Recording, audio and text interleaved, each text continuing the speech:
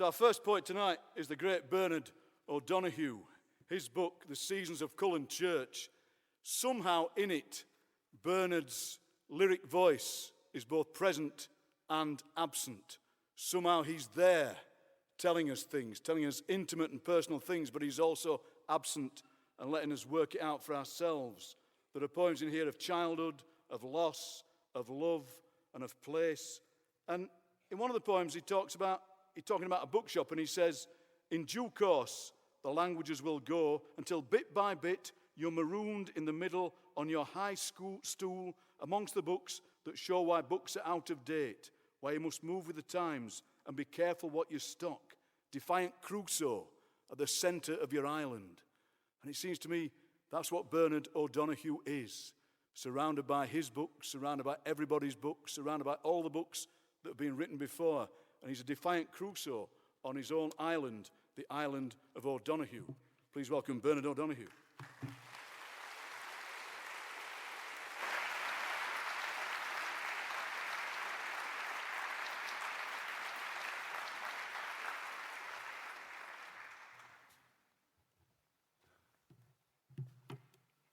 Thank you very much, Ian, for everything you do, and not just this. But in fact, I want to begin by reading that poem. So, reading half of it again.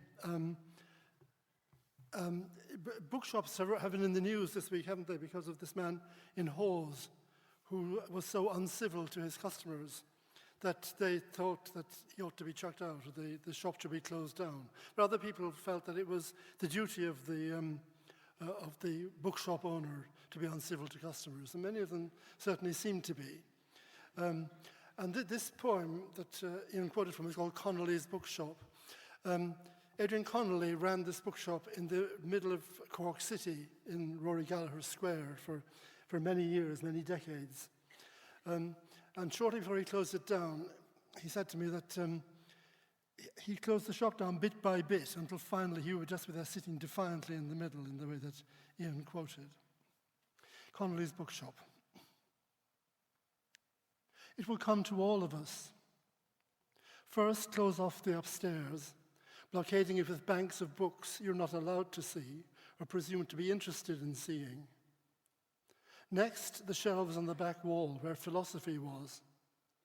In due course, the languages will go, until bit by bit, you're marooned in the middle on your high stool amongst the books that show why books are out of date, why you must move with the times and be careful what you stock. Defiant Crusoe at the centre of your island.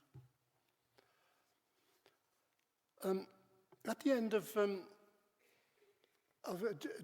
James Joyce's great story, great tragic story, Evelyn in Dubliners, Evelyn is a young woman, late teenager, whose mother has died, and she's responsible for the family, for her siblings, and also for her rather petulant and difficult father. But she keeps remembering her mother's deathbed scene, at which she said these strange words, Deravon Saron, Deravon Saron. Now, there's a great deal of scholarship on Joyce, but nobody has ever quite worked out what those words mean. You know, they sound like Irish, and some people have said they might mean something like, death awaits us all, something like that. But they don't naturally translate. And, and I was thinking about that in relation to attitudes to Hiberno English, to the kind of English that prevails in Ireland. There's a phrase, mahogany gas pipes, which is used by Flann O'Brien, though I think he probably didn't invent it, but he gave it currency. And the idea is this curious formula, mahogany gas pipes.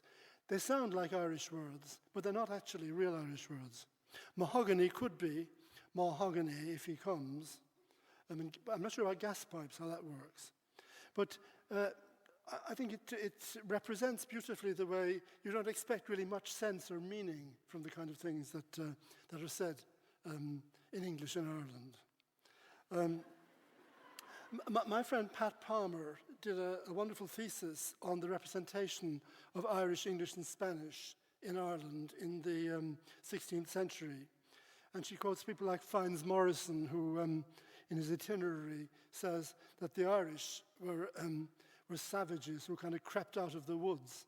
And they spoke in this unintelligible, barbaric tongue, threatening terrible things, you know. And the question, of course, arises, how do you know what they're threatening if you don't know what they're saying? Right? Anyway, this is Mahogany Gas Pipes for Pat Palmer. She trembled as she heard again her mother's voice, saying constantly, with foolish insistence, Deravon Saron, Deravon Saron. James Joyce, Evelyn. They didn't seem to hear what we were saying across the water. Probably the wind was in the wrong direction and blew away our voices. But they scrutinized the sounds, every vocable, to see whether they might make some sense of them. They suspected jokes, even when there weren't jokes, and they marveled at the inventive twists and turns and contortedness of this warbling tongue. Not that we didn't try to name names, Jula, Willem, or give good directions. To get to the Bukhara, where Diarmid fled with Grania, go straight at Clamper's Cross.